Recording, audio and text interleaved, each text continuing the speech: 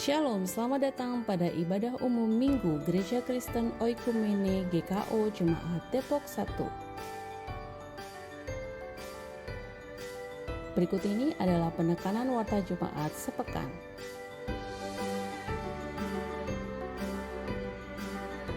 Pada ibadah umum Minggu 10 Juli 2022 pukul 6.00 dilayani oleh hambanya Penatua Rudi Ramlan, Ketua 1 Majelis Jemaat GKO Depok 1. Pada ibadah umum Minggu 10 Juli 2022 pukul 9.00 dilayani oleh hambanya Penatua Endi Yusdianta Stepanus, Koordinator Komisi Pekabaran Injil. Ibadah sekolah minggu dilayani pada Minggu 10 Juli 2022 pukul 7.30.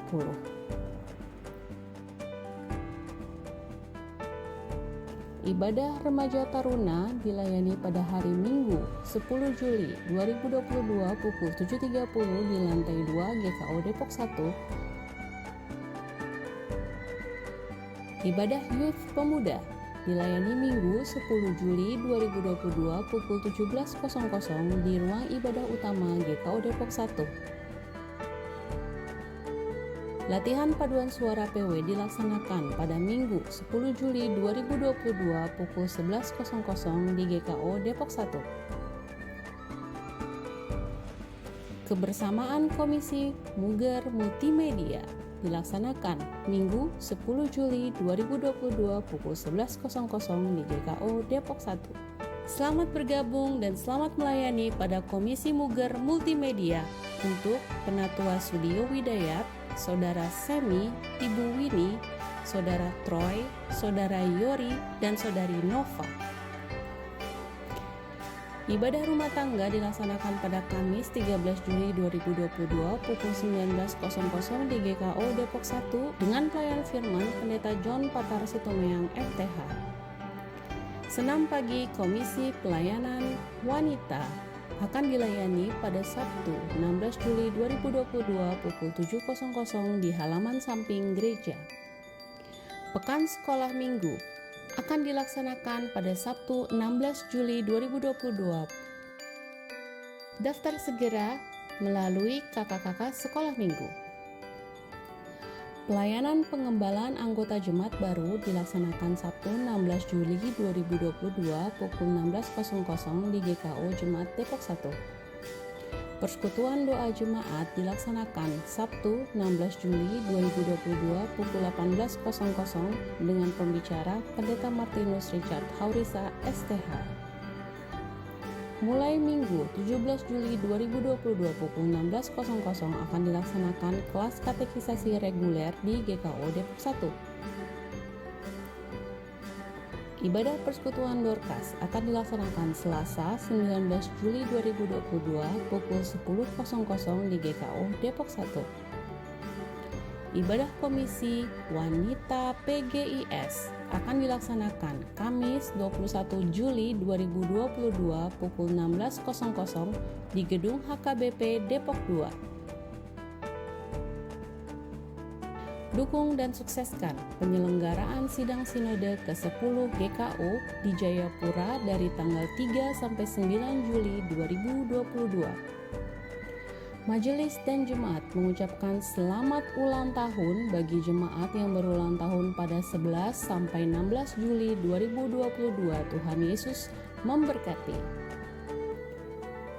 Persembahan dan persepuluhan pada ibadah hari ini dapat diberikan melalui kotak persembahan, transfer QR Code, atau transfer rekening operasional gereja melalui Bank BNI.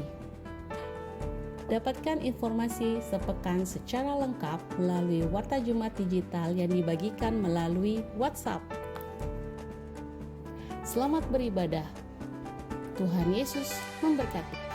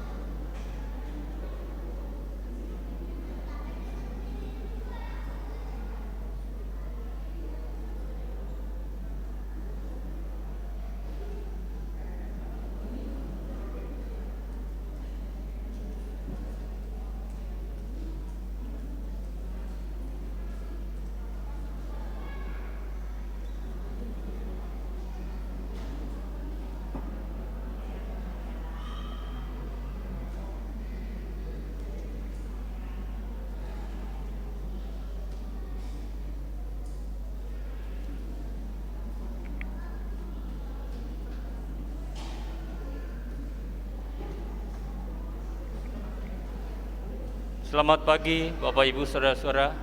Salam. Ya, kita bersyukur atas penyertaan Tuhan, kebaikan Tuhan, kita bisa berkumpul tempat ini untuk memuji muliakan nama Tuhan. Jemaat kekasih Kristus, marilah kita meneduhkan hati, mempersiapkan roh, hati dan pikiran kita bagi Allah.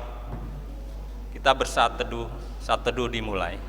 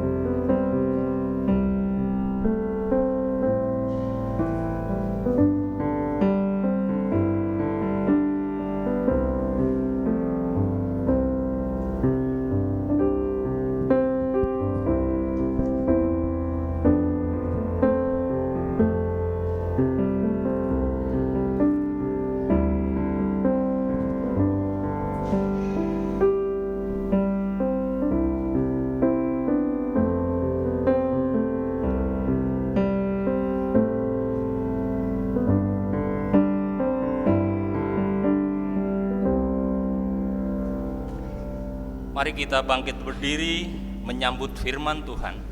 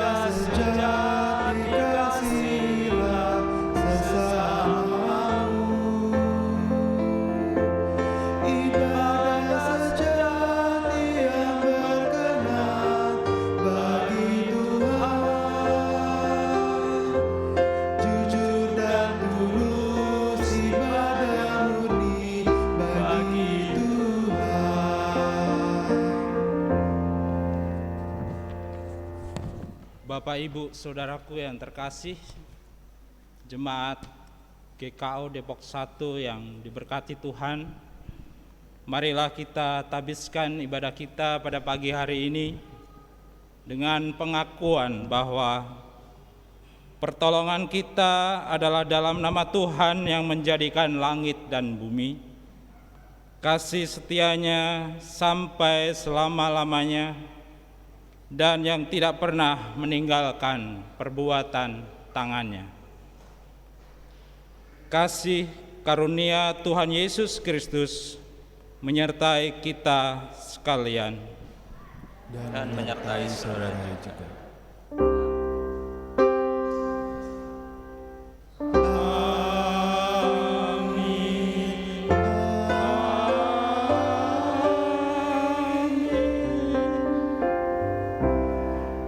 Jemaat dipersilakan duduk.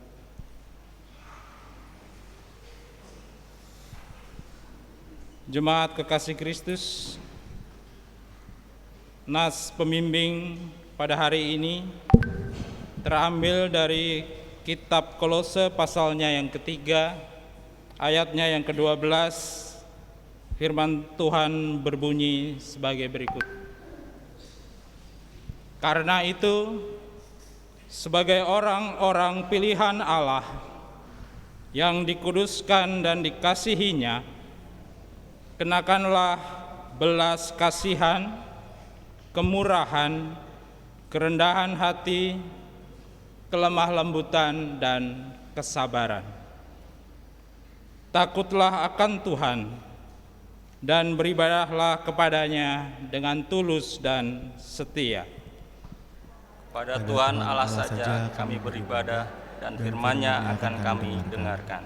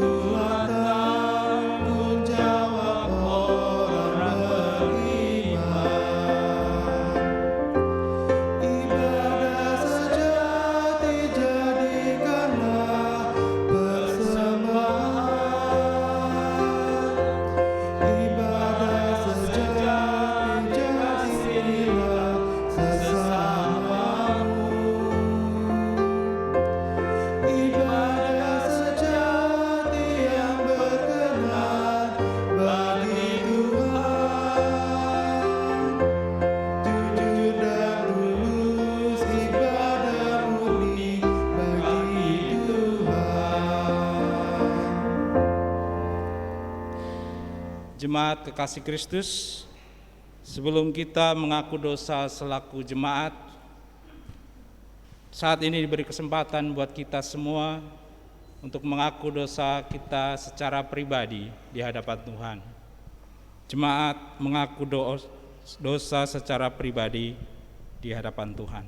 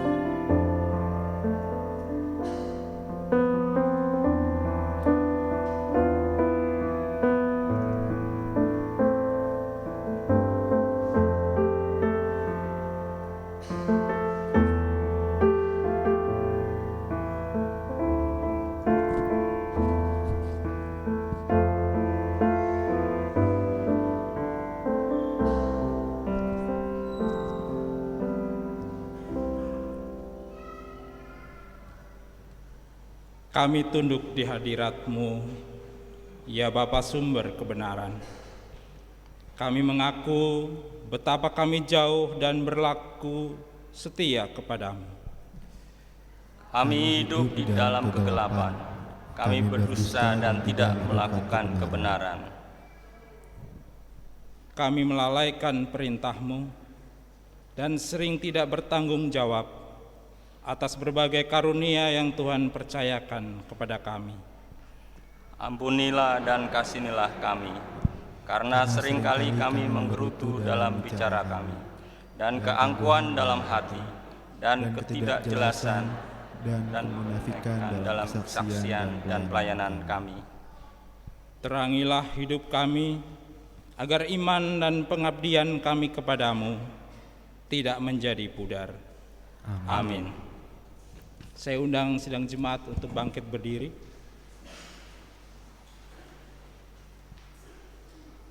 Berita anugerah Tuhan buat kita semua yang dengan sungguh-sungguh mengaku dosa di hadapan Tuhan hari ini dan bertekad, berkomitmen di hadapan Tuhan untuk hidup seturut dengan firman-Nya. Berita anugerah Tuhan terambil dari kitab Roma pasalnya yang kelima, ayatnya yang ke-10. Demikianlah firman Tuhan. Sebab jikalau kita ketika masih seteru diperdamaikan dengan Allah oleh kematian anaknya, lebih-lebih kita yang sekarang telah diperdamaikan pasti akan diselamatkan oleh hidupnya.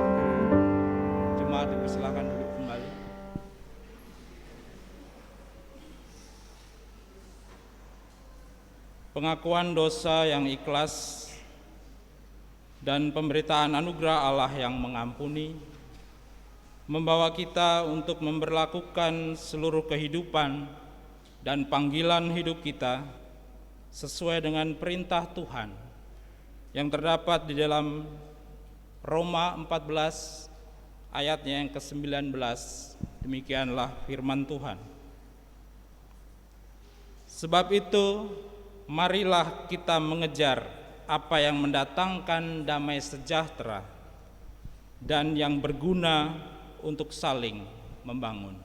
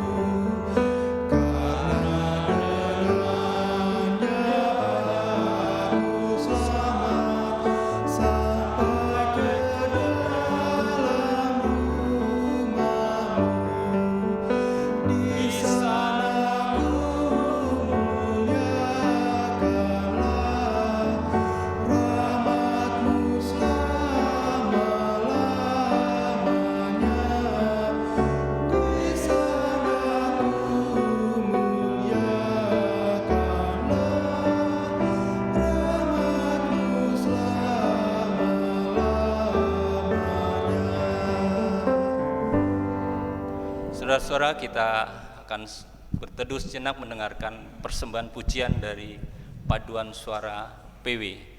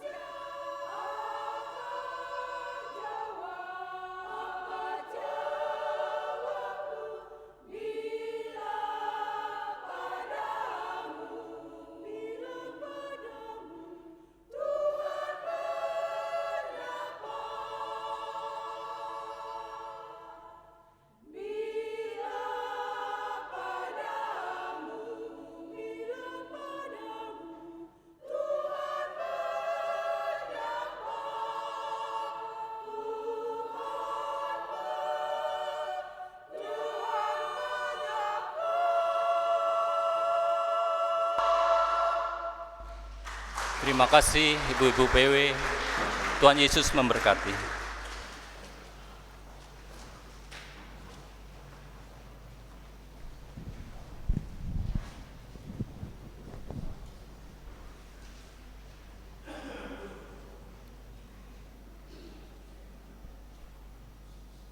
Bapak, Ibu, Saudaraku yang terkasih, kita akan mempersiapkan hati kita untuk mendengarkan pemberitaan firman Tuhan. Tapi sebelumnya mari kita sekali lagi memuji Tuhan untuk mempersiapkan hati kita menyambut firman Tuhan.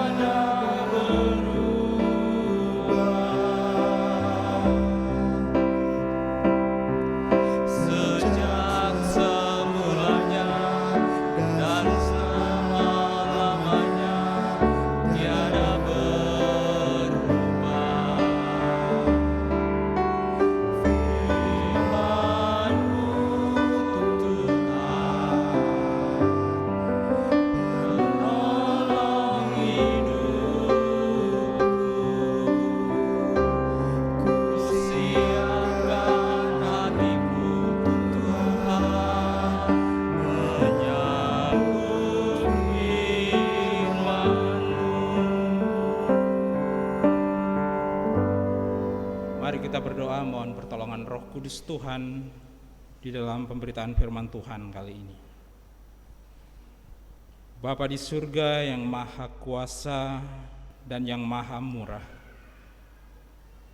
karena kehidupan kami terletak di dalam hal mengerti benar-benar akan firman-Mu, kami mohon kepadamu, berilah supaya hati kami dibebaskan dari segala barang duniawi, sehingga ketika kami dengan rajin dan percaya dapat mengetahui dan mengasihi hukum-Mu dan hidup sesuai dengan hukum itu untuk hormat dan kemuliaan-Mu. Oleh Yesus Kristus Tuhan kami, Tuhan menyertai kamu. Diberkatinya Engkau. Amin.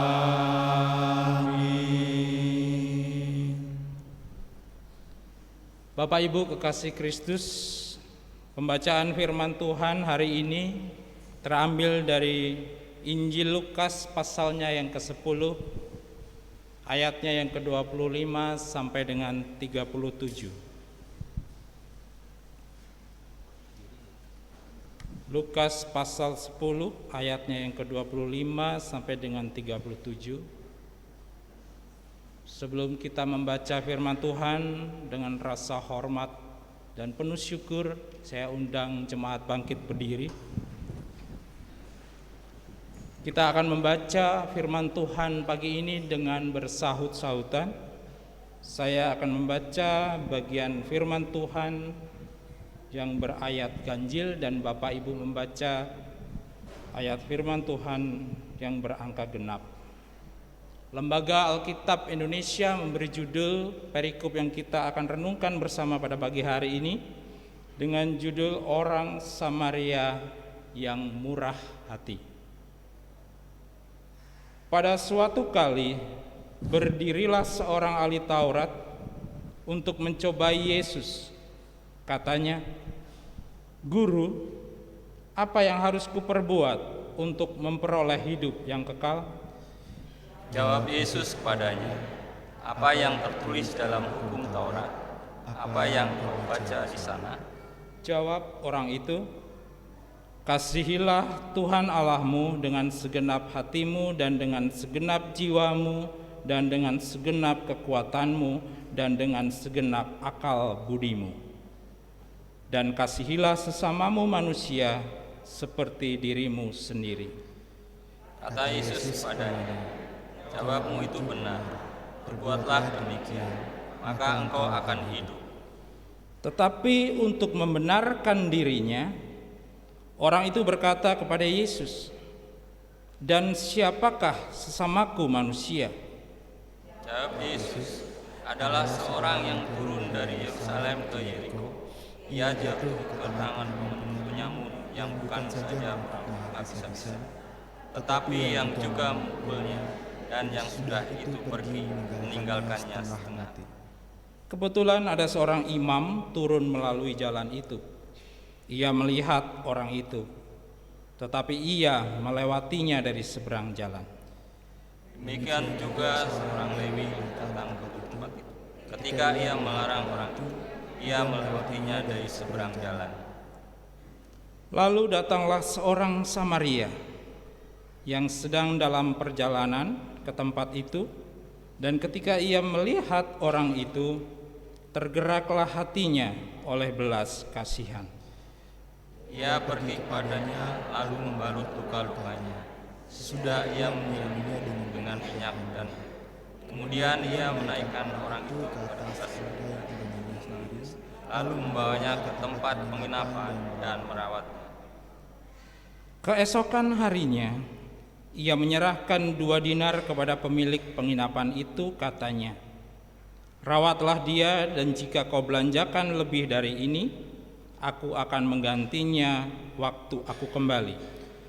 Siapakah di antara kedua orang ini menurut pendapatmu adalah sama manusia dari orang yang jatuh ke tangan penyamun itu? Ayat 37 kita baca bersama-sama.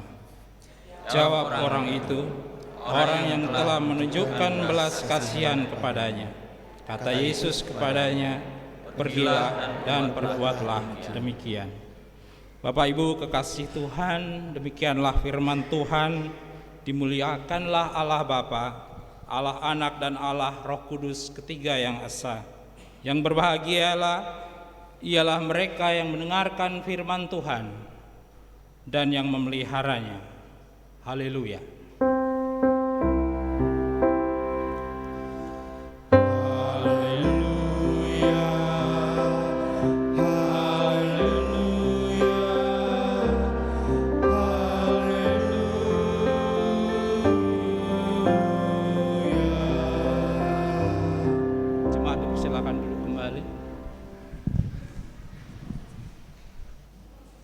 Bapak Ibu kekasih Tuhan, puji Tuhan kalau pagi hari ini kita boleh bersapa kembali di tempat ini, di rumah Tuhan yang selalu kita rindukan. Setiap hari kita boleh bersekutu bersama.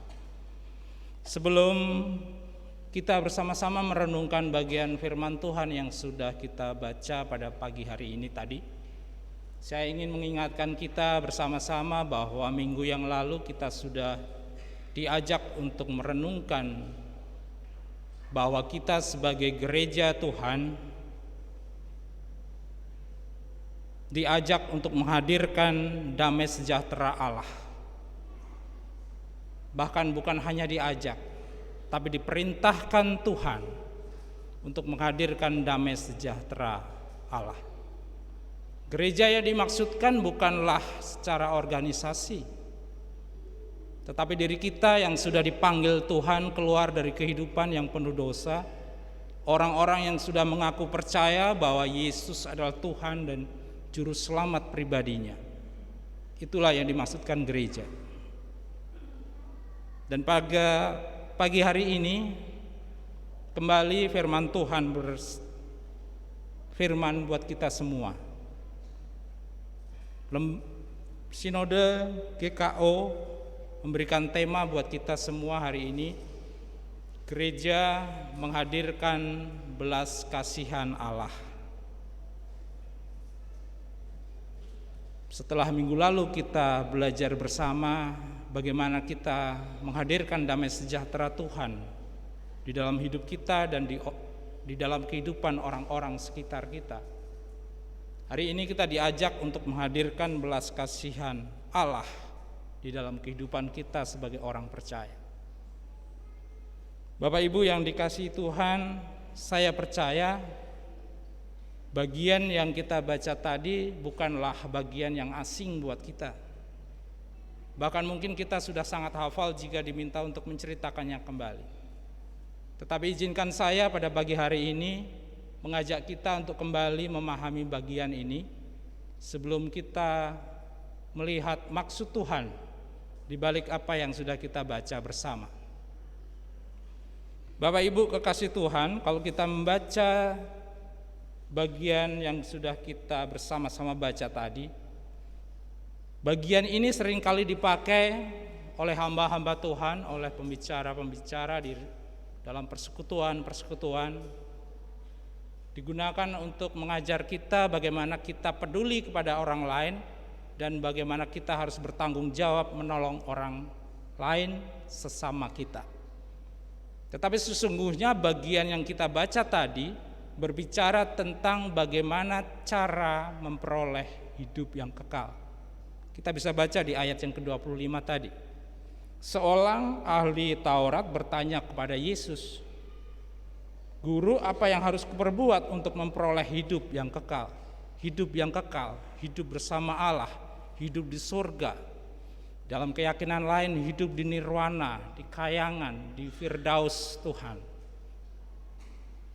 Satu pertanyaan yang sangat penting, dan saya rasa hampir semua agama yang kita kenal mengajarkan bagaimana supaya kita bisa mencapai kehidupan di sana, di sorga.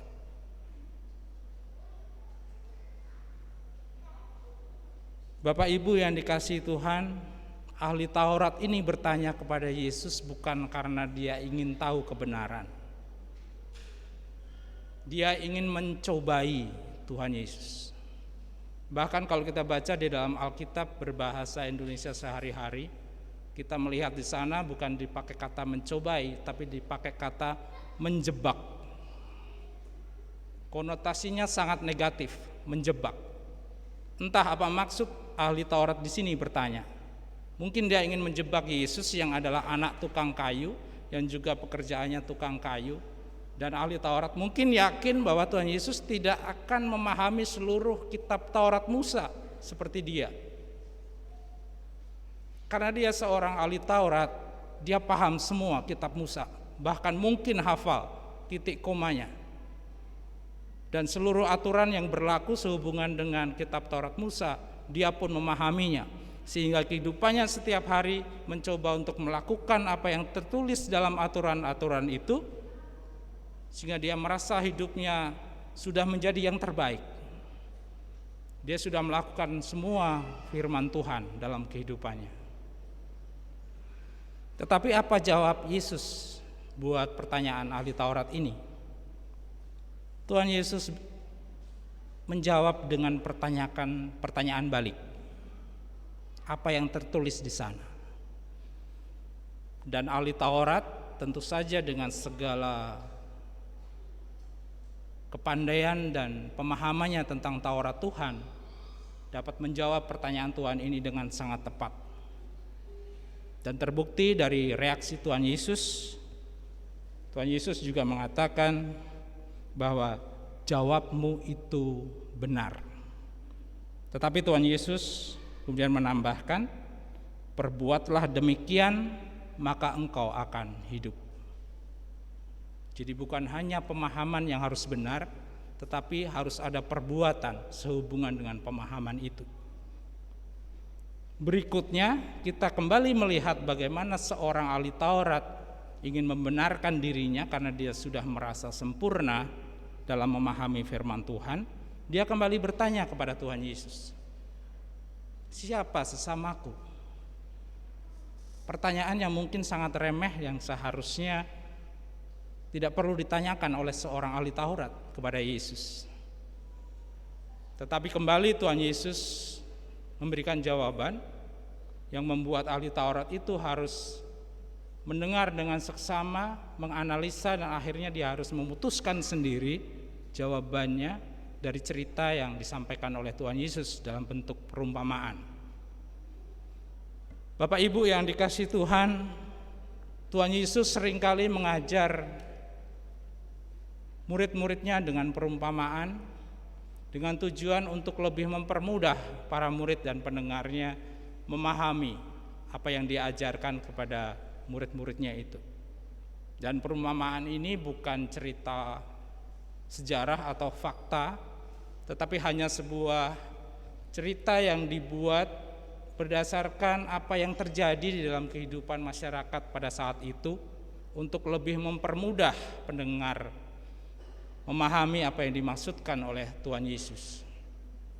Nah, di dalam perumpamaan tadi kita melihat bahwa Tuhan Yesus menceritakan ada seorang yang turun dari Yerusalem ke Yeriko. Kalau kita memahami dan kita mencoba membaca buku-buku ilmu pengetahuan, Yerusalem itu terletak kira-kira 750 meter di atas permukaan laut. Kemudian kota Yeriko itu terletak 250 meter di bawah permukaan laut. Sedangkan jarak kedua kota ini hanya sekitar 26 km. Jadi kalau seseorang melakukan perjalanan dari Yerusalem ke Yeriko, itu suatu perjalanan yang sulit karena kondisi alam di sana berbatu-batu dan berbukit-bukit dan jalannya sangat curam. Jadi sangat wajar jika kemudian pada tempat-tempat yang sedemikian rawan itu terjadi perampokan dan perampasan harta milik orang-orang yang melewati di sana. Dan kita melihat di dalam cerita Tuhan Yesus tadi, perumpamaan tadi, orang yang lewat itu mengalami perampokan habis-habisan. Kita tidak tahu siapa orang itu dan apa jabatannya di dalam masyarakat, tetapi yang pasti dia mengalami perampokan habis-habisan, bahkan bukan hanya dirampok, tapi juga disiksa, dipukul, sehingga dia dikatakan di sana setengah mati. Tentunya juga setengah hidup kalau setengah mati. Kalau kita boleh katakan sekarat. Antara hidup dan mati, dia tidak bisa melakukan sesuatu kalau tidak ditolong oleh orang lain. Nah, di dalam kondisi yang sekarat itu, lewatlah seorang imam.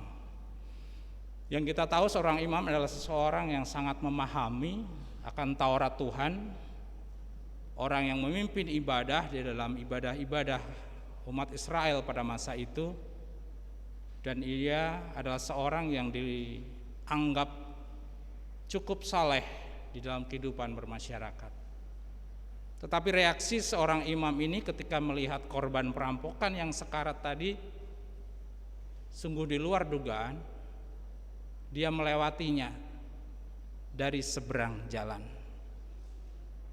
Satu sikap yang menunjukkan ketidakpedulian akan sesamanya.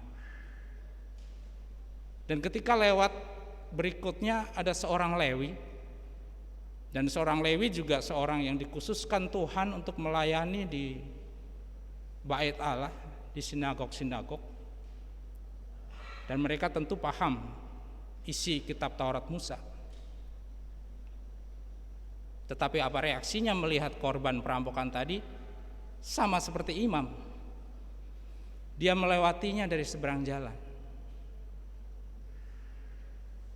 Akhirnya lewatlah seorang Samaria. Orang Samaria di sini adalah orang-orang yang sesungguhnya sangat dibenci oleh orang Yahudi, karena mereka dianggap sebagai orang-orang yang telah sesat dari ajaran kitab Taurat Tuhan. Mereka sudah melakukan kawin campur dengan orang-orang non-Yahudi, sehingga mereka bukan dianggap lagi sebagai orang-orang pilihan Allah. Itu pendapat orang Yahudi. Tetapi kita melihat bagaimana reaksi orang Samaria ini yang dikatakan orang sesat, orang jahat, orang tidak benar. Dia justru menolong korban perampokan tadi. Karena apa? Karena tergerak oleh belas kasihan. Hatinya yang berbicara bahwa dia harus menolong orang ini. Dia tidak peduli siapa yang menjadi korban ini. Dia tidak peduli apa yang sebenarnya terjadi. Dan kepedulian ini sebenarnya kalau kita melihat dari cerita yang sudah kita baca tadi, sangat tidak menguntungkan buat si orang Samaria ini. Kenapa tidak menguntungkan? Karena bisa jadi orang Samaria ini sedang ada satu keperluan penting sehingga dia harus melakukan perjalanan dari Yerusalem ke Yeriko. Karena kita tahu perjalanan itu menempuh jalan yang tidak aman. Jadi untuk apa dia jauh-jauh pergi dari Yerusalem ke Yeriko kalau tidak ada satu keperluan yang penting? Tapi dia mengesampingkan kepentingannya untuk menolong orang yang menjadi korban perampokan ini. Dan di situ kita melihat bahwa orang Samaria ini bukan hanya meninggalkan kepentingannya, tetapi juga mengorbankan apa yang dia miliki. Dia merawat orang yang terluka itu, korban perampokan itu, dengan anggur dan minyak yang dia bawa. Tujuannya untuk memberikan pertolongan pertama tentunya, supaya bersih luka-lukanya, kemudian dia balut, dia rapikan, mungkin karena sudah dirampok habis dia tidak berpakaian, dia lepas bajunya, dia bungkus korban perampokan itu dengan bajunya sendiri, kemudian dia naikkan keledai yang menjadi tunggangannya. Kembali dia harus berkorban waktu karena dia harus menempuh perjalanan dengan lebih lambat, karena keledainya harus dipakai untuk membawa si korban perampokan tadi. Dengan pelan-pelan dia berjalan, menuntun keledainya sampai di sebuah penginapan, dan kembali di penginapan itu dia tidak meninggalkan begitu saja, tetapi merawatnya semalam-malaman. Bahkan mungkin dia tidak bisa tidur dengan nyenyak, karena si korban perampokan mungkin merintih kesakitan karena memar-memar yang dia alami. Dan dia lakukan itu hingga keesokan harinya, baru dia bisa meninggalkan korban perampokan itu dari penginapan, melanjutkan perjalanannya untuk menyelesaikan urusannya. Dan bahkan dia berpesan kepada pemilik penginapan, ini ada 2 dinar, pakailah untuk merawat dia, dan kalau ada lebih nanti dia akan ganti setelah dia kembali dan urusannya selesai. Bapak Ibu yang dikasihi Tuhan,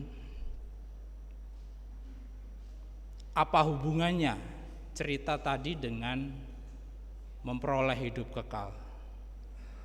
Karena tadi pertanyaan pertama dari ahli Taurat kan berbicara tentang bagaimana caranya untuk memperoleh hidup kekal. Bapak Ibu yang dikasihi Tuhan, kehidupan kekal tidak bisa kita dapatkan jika Allah tidak berbelas kasihan kepada manusia. Semua manusia sudah berdosa dan kehilangan kemuliaan Allah, itu kata firman Tuhan. Dan tidak ada satu manusia pun yang berkenan di hadapannya yang bisa menggantikan orang lain untuk menjadi penolong bagi sesamanya masuk di dalam kerajaan surga, masuk dalam kehidupan yang kekal. Tidak ada. Itulah sebabnya di dalam Yohanes 3 ayat 16 kita membaca, karena begitu besar kasih Allah akan dunia ini, sehingga Allah mengaruniakan anaknya tunggal, supaya barang siapa yang percaya kepadanya tidak binasa tetapi beroleh hidup yang kekal. Hidup yang kekal hanya bisa kita peroleh dengan percaya kepada Yesus yang adalah Tuhan dan Juru Selamat kita secara pribadi. Tidak ada cara lain, tidak ada metode lain, tidak ada pengajaran lain yang lebih baik daripada yang sudah kita percaya selama ini, bahwa kehidupan kekal hanya dapat kita peroleh karena kita percaya kepada Yesus. Amin Bapak Ibu. Jika kita berani mengatakan amin, bersyukurlah karena artinya Roh Kudus sudah berdiam di dalam hati kita. Dan itulah yang akan menolong kita untuk hidup seturut dengan firman Tuhan. Hanya karena belas kasihan Tuhan. Kalau kita belajar dan membaca Kamus Bahasa Indonesia, belas kasihan adalah rasa empati kepada kesusahan orang lain dan mencoba menerapkan atau menempatkan diri kita dalam posisi orang lain itu, kemudian bersedia untuk menjadi solusi bagi masalah orang lain itu. Jadi bukan hanya merasa kasihan atau ikut merasa empati, tetapi belas kasihan adalah satu wujud kita untuk menjadi bagian dari solusi permasalahan orang lain. Bapak Ibu yang dikasihi Tuhan, seringkali kita mencoba untuk mencari kehidupan kekal dengan belajar tentang Allah, memahami Allah. Dan kita juga menyaksikan dalam kehidupan kita masa kini, begitu banyak orang yang belajar teologi selama bertahun-tahun, bahkan kemudian memperoleh gelar teologi yang sedemikian panjang, lebih panjang daripada namanya sendiri. Tetapi dalam kehidupannya tidak menunjukkan dirinya sebagai orang-orang yang paham akan firman Tuhan. Dan dalam perumpamaan Tuhan Yesus tadi kita melihat imam dan Lewi yang seharusnya lebih memahami firman Tuhan, seharusnya punya tindakan yang lebih baik daripada orang Samaria yang dianggap jahat dan tidak benar bagi orang Yahudi. Tetapi Tuhan Yesus justru menjadikan orang Samaria sebagai contoh, sebagai teladan buat kita bagaimana bersikap kepada penderitaan dan beban kehidupan orang lain. Tentu ada maksud di situ. Bapak Ibu yang dikasihi Tuhan, setelah kita memahami bahwa maksud Tuhan sebenarnya ingin mengatakan bahwa pemahaman kita tentang Allah tidak akan pernah menolong kita untuk bisa masuk dalam kerajaan surga. Satu-satunya cara untuk kita bisa masuk ke dalam kerajaan surga, kehidupan yang kekal itu, hanyalah lewat percaya kepada Yesus yang adalah Tuhan dan Juru Selamat kita pribadi. Tidak ada cara lain dan tidak ada ajaran yang lain. Hanya itulah satu-satunya. Itu pun terjadi hanya karena belas kasihan Tuhan, bukan karena perbuatan baik kita. Siapapun kita yang diberkati Tuhan dengan pengetahuan yang baik, dengan kemampuan otak yang brilian sekalipun, tidak menjamin kita bisa masuk dalam kerajaan surga. Bahkan bukan berarti ketika kita diizinkan Tuhan untuk menikmati kehidupan yang penuh dengan permasalahan, penderitaan, karena seringkali ada ajaran seperti itu. Kalau kita mau ikut Tuhan maka kita akan menderita. Saya mau katakan itu pengajaran yang sesat. Masuk surga hanya dengan percaya kepada Yesus. Jadi apapun situasi kita, kondisi kita saat ini yang diberkati dengan kelimpahan pengetahuan dan materi, tetapi juga yang diizinkan Tuhan dengan segala pergumulan kehidupan, bahkan mungkin sakit penyakit yang harus kita derita seumur kehidupan kita. Itu bukan menjadi alasan Tuhan menolong kita, tetapi Tuhan menolong kita, menyelamatkan kita dari kehidupan yang penuh dengan dosa, yang dikatakan bahwa hidup kita sekarat di dalam dosa. Itu hanya karena belas kasihan Tuhan. Jadi seharusnya kalau kita boleh duduk di tempat ini, boleh menikmati berkat Tuhan, anugerah Tuhan, rasa syukur kita melebihi dari segalanya. Karena cuma itu satu-satunya yang menyelamatkan kehidupan kita dari dunia yang penuh dengan dosa ini.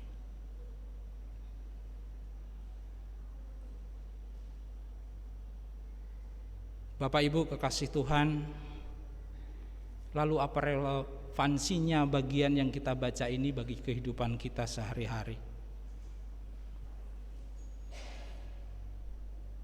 Bapak Ibu yang dikasihi Tuhan, Tuhan Yesus pernah berkata dalam Yohanes 13 ayat yang ke-34, Aku memberitakan perintah baru kepada kamu, yaitu supaya kamu saling mengasihi, sama seperti aku telah mengasihi kamu. Demikian pula kamu harus saling mengasihi. Jika Tuhan sudah berbelas kasihan kepada kita, menolong kita yang seharusnya dihukum karena dosa-dosa kita, bahkan Allah telah rela meninggalkan kemuliaannya, kemahakuasaannya, dengan merendahkan diri, mengosongkan dirinya datang ke dunia sebagai Yesus Kristus Tuhan Juru Selamat kita. Bahkan dalam kehidupannya di dunia bukan menjadi raja atau orang yang berkuasa, tetapi menjadi orang yang mengalami penderitaan, bahkan mati di kayu salib.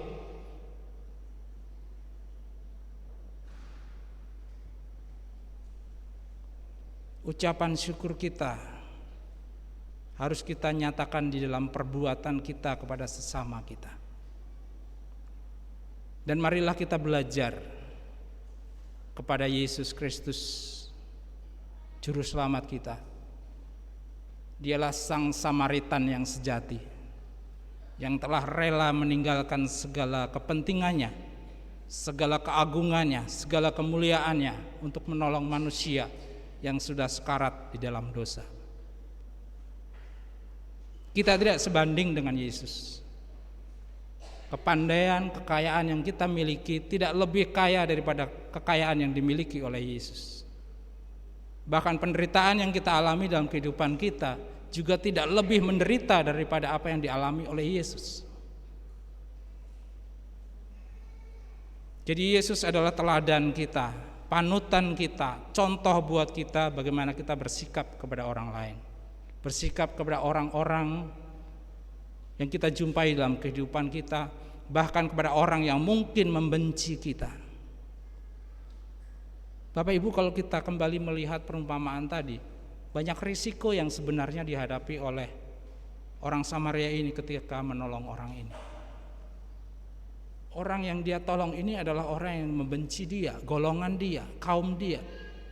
Tetapi dia tidak pernah memikirkan itu, dia menolong, mengorbankan semua harta miliknya, waktunya, tenaganya, bahkan kepentingan pribadinya. Bahkan mungkin dia tidak pernah berharap orang yang ditolong ini akan mengatakan terima kasih atas apa yang sudah dilakukan. Karena perseteruan yang sedemikian hebat di antara orang Yahudi dan orang Samaria memungkinkan mereka untuk melakukan itu.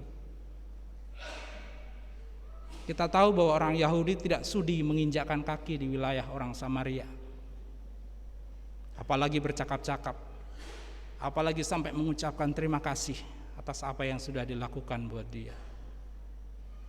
Risiko itu ada, tetapi itu tidak pernah dipikirkan oleh orang Samaria ini. Dia lakukan karena dia merasa dia adalah sesama bagi orang yang telah mengalami perampokan itu. Jadi tidak ada alasan yang membuat dia, orang Samaria ini, untuk menolong si orang korban perampokan tadi. Dia tidak pikiran itu. Yang dia pahami adalah orang ini butuh pertolongan dan dia harus lakukan itu. Bapak Ibu yang dikasihi Tuhan, mari kita meneladan apa yang sudah dilakukan oleh Yesus buat kita. Dan itu kita lakukan dalam kehidupan kita sebagai manusia yang masih hidup bersama-sama dengan manusia yang lain, yang mungkin mereka mengalami permasalahan, pergumulan, penderitaan, sehingga kita menjadi bagian dari solusi mereka. Kita bukan hanya menjadi seseorang, oh iya saya dengar dia susah, oh iya saya dengar dia menderita. Tetapi yang lebih penting yang Tuhan mau adalah apa yang bisa kita lakukan buat dia. Maukah kita menjadi bagian dari solusi atas penderitaan orang lain? Seringkali kita ketemu dengan orang yang mengalami kesusahan dan dia sharing, tolong doakan ya, tolong doakan saya begini, begitu, begini. Dan kita juga dengan segala kerelaan kita berdoa, Tuhan tolong dia, tolong selesaikan masalah dia, berikan solusi buat dia. Bapak Ibu yang dikasihi Tuhan, ketika kita berdoa Tuhan supaya menolong orang itu, maukah kita juga menjadi bagian dari alat Tuhan untuk menjadi alat Tuhan menolong penderitaan sesama kita? Itulah yang perlu kita renungkan pada pagi hari ini. Siapakah kita di hadapan Tuhan? Dan untuk mengakhiri perenungan kita pada pagi hari ini, saya ingin mengingatkan kembali buat kita semua bahwa belas kasihan adalah manifestasi dari kasih yang digerakkan oleh Roh Kudus yang telah menguasai hati kita orang percaya. Belas kasihan bukan hanya ditujukan kepada orang yang kita kenal dan kita kasihi, tetapi juga kepada orang-orang yang membenci kita, menjadi lawan kita, bahkan mungkin di Alkitab dikatakan musuh kita. Belas kasihan tidak pernah memandang bulu. Dan berikutnya belas kasihan butuh pengorbanan. Sehingga kita ketika melakukan sesuatu buat orang lain, karena hati kita tergerak oleh belas kasihan, kita tidak pernah mengharapkan dia untuk berkata terima kasih, karena itu bukan karena kita. Kita melakukan itu karena Tuhan yang menuntun kita, menolong kita, dan inisiatif itu dari Allah yang menggerakkan hati nurani kita untuk menolong sesama kita. Mari Bapak Ibu yang dikasihi Tuhan, untuk merenungkan firman Tuhan ini dalam kehidupan kita sehari-hari, saya ingin menutup perenungan kita dengan satu firman Tuhan yang saya ambil dari Matius 7 ayatnya yang ke-21. Bukan setiap orang yang berseru kepadaku Tuhan, Tuhan akan masuk ke dalam kerajaan sorga, melainkan dia yang melakukan kehendak Bapakku yang di sorga. Bapak Ibu kasih Tuhan yang berbahagia, selamat hari Minggu, selamat berjuang menjadi pejuang iman. Tuhan Yesus memberkati kita sekalian. Amin.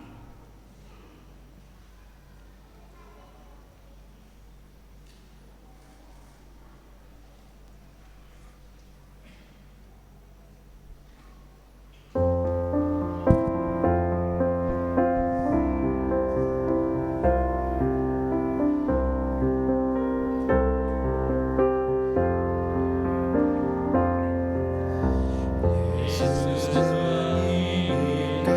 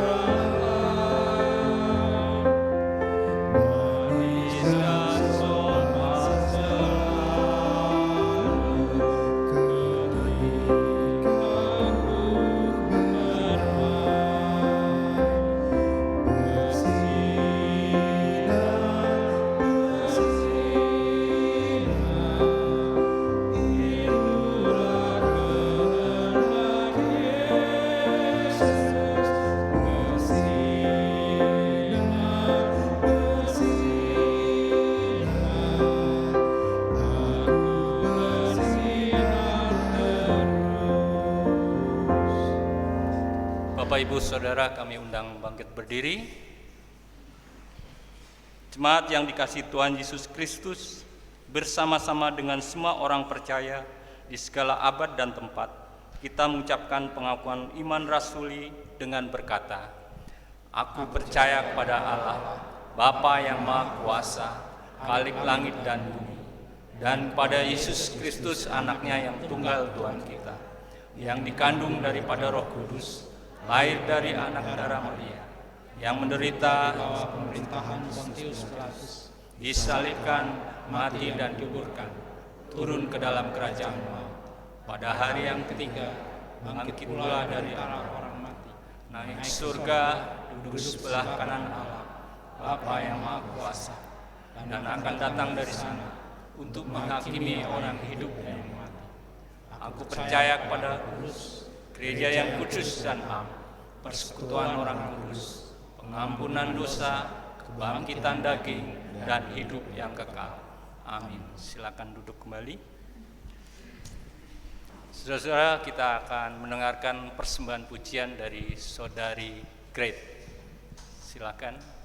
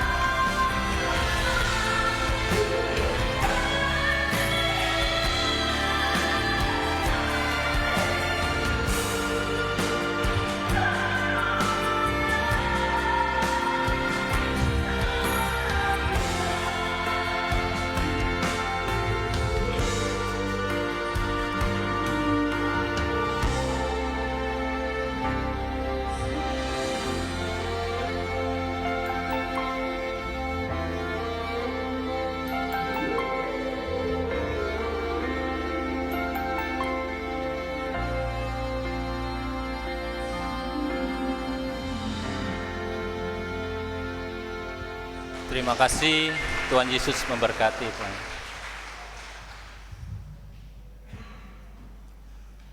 Bapak, Ibu, Saudara-saudara, sebelum kita memberikan persembahan yang terbaik buat Tuhan, mari kita bersatu dalam doa yang kita ucapkan bersama-sama. Terima kasih untuk semua kebaikan-Mu yang telah Engkau nyatakan bagi kami, ya Yesus.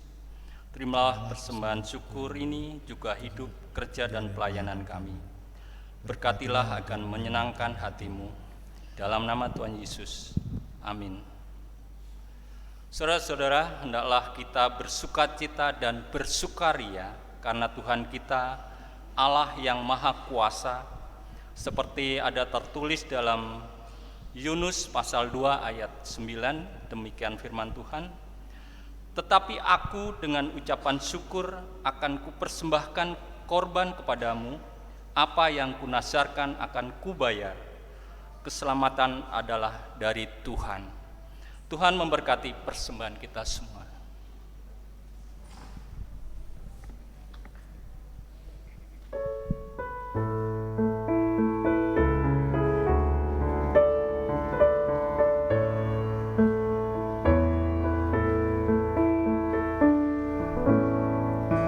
Syukur padamu ya atas segala rahmat-Mu. Syukur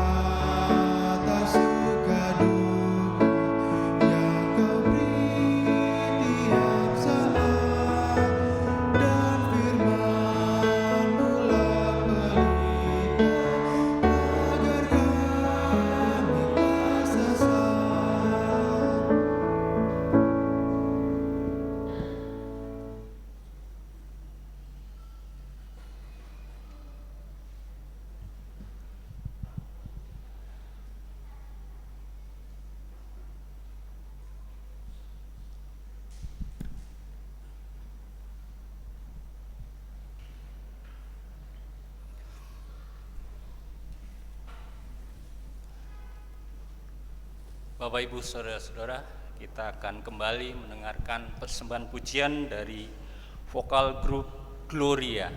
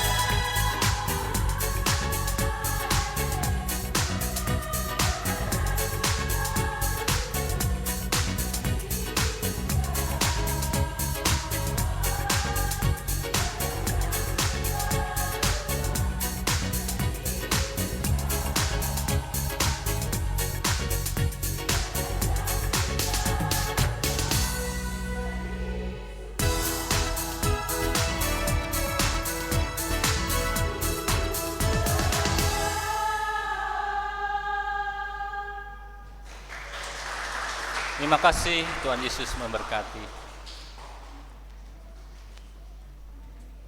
Bapak Ibu kekasih Tuhan, tiba saatnya kita akan berdoa syafaat. Mari kita bersatu di dalam doa.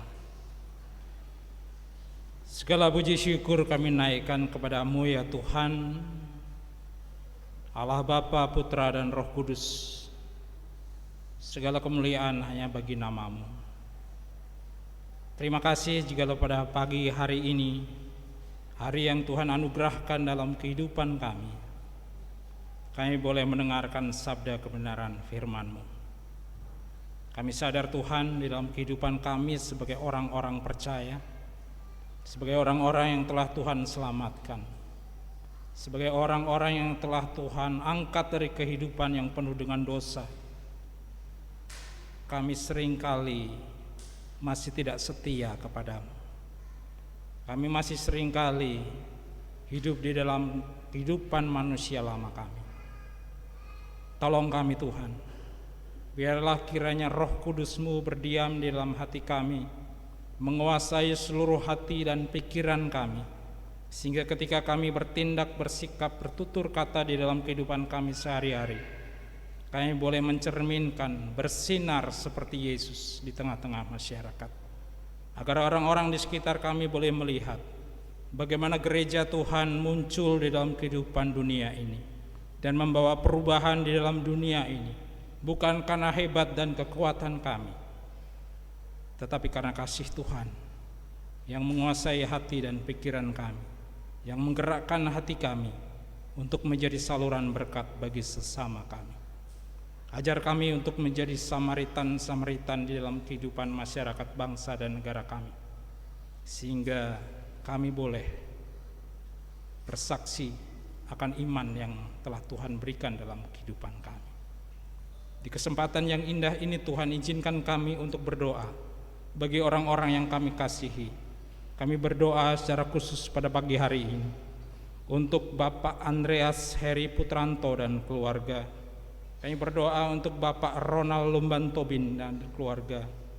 Kami berdoa untuk Bapak Demetrius Taneo dan keluarga. Kami berdoa untuk Bapak Dionysius Tameon dan keluarga. Kami berdoa untuk Bapak Daniel Denis Swasono dan keluarga. Kami berdoa untuk Ibu Madalena Dadiara dan keluarga. Kami berdoa untuk Bapak Ana Agung Netre dan keluarga. Kami berdoa untuk Bapak Arnolis Mose dan keluarga. Kami berdoa untuk Bapak David Arthur Regar dan keluarga. Kami juga berdoa untuk Bapak Adi Prastowo dan keluarga. Kami menyerahkan seluruh keluarga yang kami kasih ini ke dalam tangan kuasa-Mu Tuhan. Kiranya tangan kasih-Mu senantiasa menyertai kehidupan keluarga mereka masing-masing. Berkat penyertaan Tuhan melimpah dalam kehidupan mereka. Di dalam setiap pergumulan yang mereka hadapi, Tuhan menjadi kekuatan mereka dan menjadi solusi atas segala permasalahan mereka. Dan biarlah iman mereka terus bertumbuh di dalam Tuhan, sehingga semakin hari mereka boleh semakin bersinar di tengah-tengah kehidupan masyarakat di mana Tuhan percayakan mereka hadir menjadi anak-anak Tuhan. Jauhkan dari segala keinginan untuk tidak setia kepada-Mu. Jauhkan keinginan dari keinginan manusia lama mereka. Biarlah mereka semakin hari bertumbuh di dalam iman mereka, menjadi anak-anak Tuhan yang mengasihi Tuhan dan mengasihi sesama. Bapak, kami juga mau berdoa dan secara khusus bagi saudara-saudara kami yang Engkau tambahkan usianya pada minggu ini. Kami berdoa untuk Saudara Baskara Nathanael Natski yang berulang tahun pada tanggal 11 Juli. Kami berdoa untuk Michelle Alona Putri 11 Juli. Kami berdoa untuk Saudari Melinda Siringu-Ringu 12 Juli. Kami berdoa untuk Bapak Jimmy Julian Dika Tarlim Samara 14 Juli. Kami berdoa untuk Saudari Elisa Olivia Harahap 14 Juli. Kami berdoa untuk Ibu Tugilah Umaryanto 16 Juli. Kami berdoa untuk Bapak Hari Patiasina 16 Juli. Kami berdoa untuk Henok Saro Zisokigea 16 Juli. Pertambahan usia yang Tuhan anugerahkan dalam kehidupan mereka, kiranya menjadikan mereka manusia-manusia yang semakin mengasihi Tuhan dalam kehidupan mereka. Dimanapun Tuhan tempatkan mereka, biarlah kiranya mereka boleh menjadi saluran berkat bagi sesama mereka, menjadi lilin-lilin yang menyala di tengah kehidupan masyarakat, yang penuh dengan dosa. Dan biarlah kuasa Tuhan nyata atas kehidupan mereka, dan mereka menjadi berkat bagi sesama mereka. Bapa, kami berdoa secara khusus untuk pertumbuhan iman dari jemaat-Mu di tempat ini, Jemaat GKO Depok 1 yang Tuhan berkati.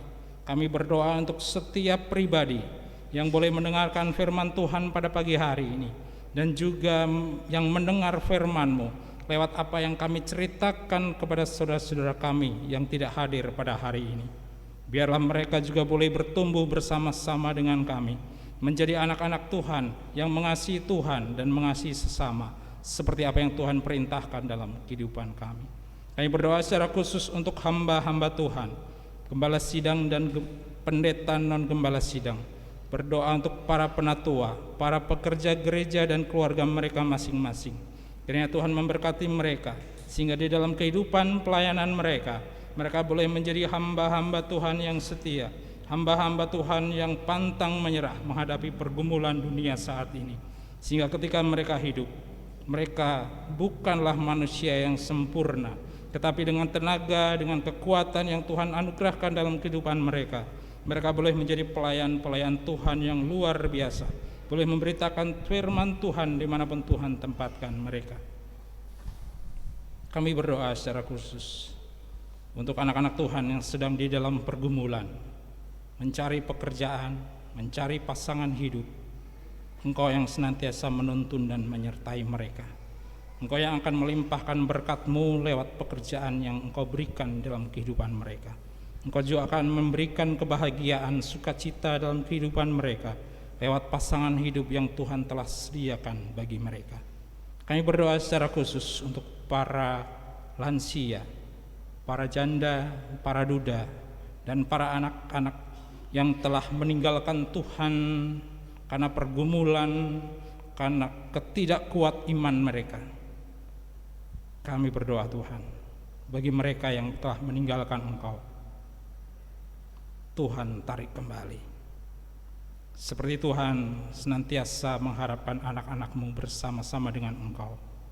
Anak-anak yang telah meninggalkan Tuhan ini, biarlah mereka juga boleh tetap menjadi bagian dari keluarga Allah, keluarga kami, saudara kami. Bapa di surga, Allah yang Maha Kasih, kami mau membawa pemerintah, bangsa dan negara kami, baik dari tingkat pusat hingga ke daerah, bahkan hingga pemimpin-pemimpin kecil di lingkungan sekitar kami. Kami mohon hikmat yang daripada-Mu kiranya menyertai mereka semuanya, sehingga pemimpin-pemimpin bangsa kami yang telah Tuhan tempatkan di dalam posisi mereka masing-masing sungguh boleh memperhatikan kepentingan bangsa dan negara, menempiskan segala kepentingan pribadi mereka. Teristimewa bagi anak-anak Tuhan yang Engkau tempatkan di dalam posisi-posisi penting di negara ini. Kiranya kasih Tuhan senantiasa menjaga dan menyertai mereka, sehingga kehidupan mereka boleh menjadi kehidupan yang mencerminkan firman Tuhan dalam kehidupan mereka, sehingga banyak orang boleh memuji nama-Mu karena apa yang telah mereka lakukan. Kami berdoa untuk wabah virus corona yang masih terus menjadi bagian dari kehidupan kami manusia. Kami percaya Tuhan, Engkau Allah yang Maha Kuasa, Allah yang dapat menghentikan semuanya itu hanya dengan satu kata yang Tuhan ucapkan. Tetapi biarlah di dalam segala keberadaan kami masing-masing, di dalam keberadaan yang saat ini sedang kami nikmati bersama, Tuhan tetap menyertai kami. Kami percaya waktu Tuhan tidak pernah meleset. Bapa di surga, pada saat ini kami juga mau berdoa dan mengucap syukur untuk sidang raya sinode ke-10 GKO yang sudah boleh diselenggarakan sejak tanggal 3 Juli yang lalu hingga tanggal 9 Juli yang lalu. Kami bersyukur untuk setiap keputusan yang sudah diambil. Kami bersyukur untuk setiap campur tangan Tuhan kepada hamba-hamba-Mu yang Engkau percayakan untuk hadir dalam sidang raya sinode ini. Biarlah setiap keputusan yang diambil boleh menjadi perubahan bagi gereja Tuhan, khususnya gereja di lingkungan sinode GKO, agar kami boleh menjadi pelita-pelita kecil yang menyala di tengah-tengah persada Nusantara ini, sehingga nama Tuhan dipermuliakan. Kami berdoa secara khusus untuk pekan sekolah minggu yang akan diadakan pada tanggal 16 Juli nanti. Kiranya Tuhan menolong para pengasuh sekolah minggu untuk mempersiapkan acara ini dengan baik, sehingga acara ini boleh menjadi berkat bagi anak-anak Tuhan, tunas-tunas gereja yang akan menjadi pemimpin-pemimpin gereja di masa akan datang. Terima kasih Bapa. Kami juga mau berdoa dan membawa pergumulan saudara-saudara kami yang sedang dalam keadaan sakit ataupun sedang dalam masa pemulihan.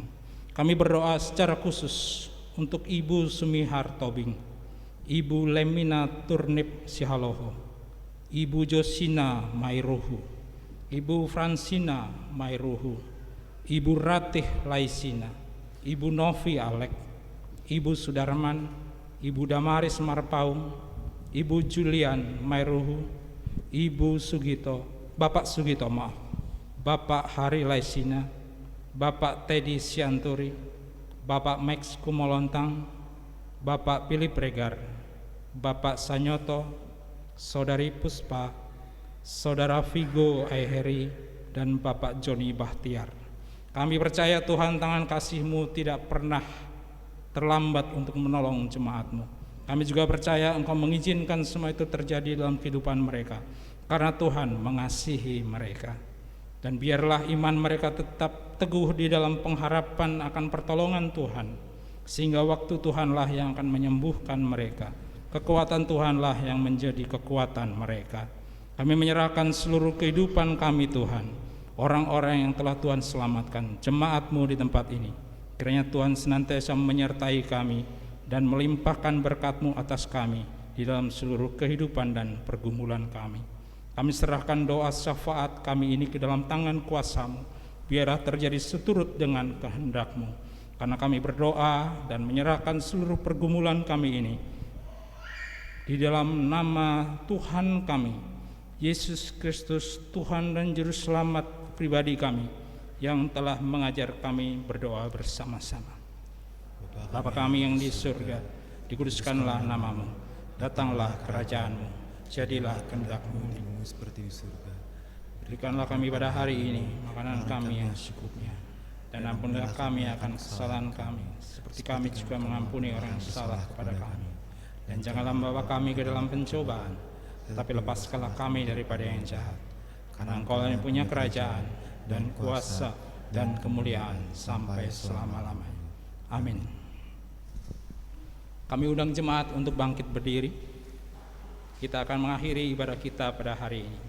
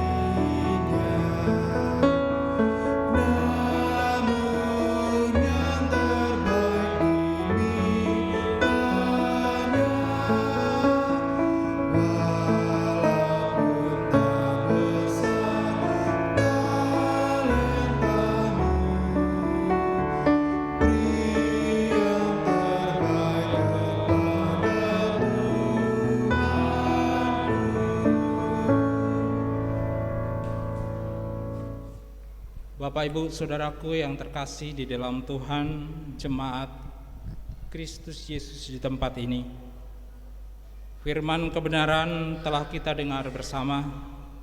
Janji kesetiaan Tuhan juga telah kita miliki bersama. Kembalilah dalam kehidupan kita sehari-hari dan jadilah berkat bagi banyak orang setelah kita menerima berkat daripada Tuhan. Damai sejahtera dan kasih dari Allah Bapa dan dari Tuhan Yesus Kristus menyertai kita sekalian.